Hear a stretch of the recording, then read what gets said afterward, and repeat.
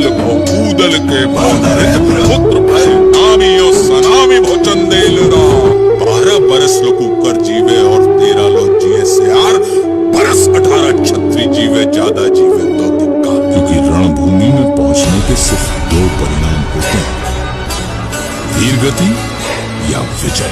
पंख फैलाए हुए मोर बहुत देखे हैं, घन पे छाए हुए घनघोर बहुत देखे हैं।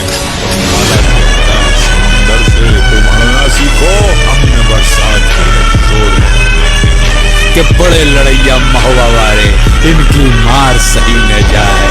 एक कुमार थी बरसाए, तीसरा खूब खाए मर जाए। मरे के नीचे जिंदा लोग को ऊपर लोट नहीं लगता।